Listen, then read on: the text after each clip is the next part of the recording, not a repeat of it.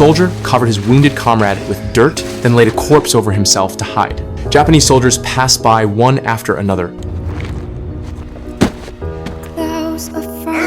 Once the Japanese were gone, Doss immediately dug the wounded man out. The Japanese were still roaming the battlefield, shooting any survivors they found. During a later rescue, Doss was unfortunately discovered. To escape, he had no choice but to dive into a tunnel. The Japanese quickly threw a grenade in after him. Luckily, it didn't hit him, but to his surprise, the tunnel was crawling with Japanese soldiers. Doss had to hide, moving quietly through the dark. Along the way, he came across a badly wounded Japanese soldier. Doss signaled for him to stay quiet and even bandaged his wounds. The Japanese soldier stared at him in disbelief. From dawn till night, Doss lowered one wounded soldier after another down the cliff with a rope. His whole body was shaking. His hands were bleeding. No one knew how much strength he had left or how much longer he could hold on. One more. Help me get one more.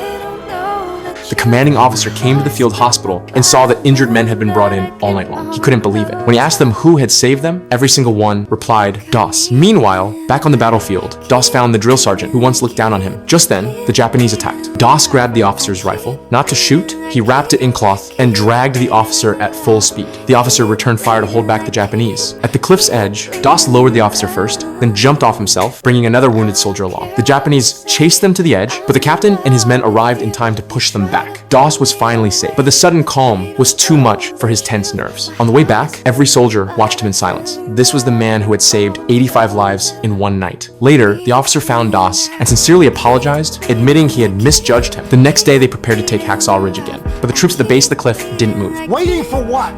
Private Doss to finish praying for us, sir. Private Doss is praying for you. Who the hell is Private Doss? At that moment, Doss had already become their spiritual leader. When he finished his prayer, they charged up the ridge again, this time full of determination, because they truly believed as long as Doss was there, no matter how badly they were wounded, he would bring them home. That was the power of faith. Soon after, the Japanese raised the white flag, but in one last act of deception, they threw a grenade. This time, he was wounded.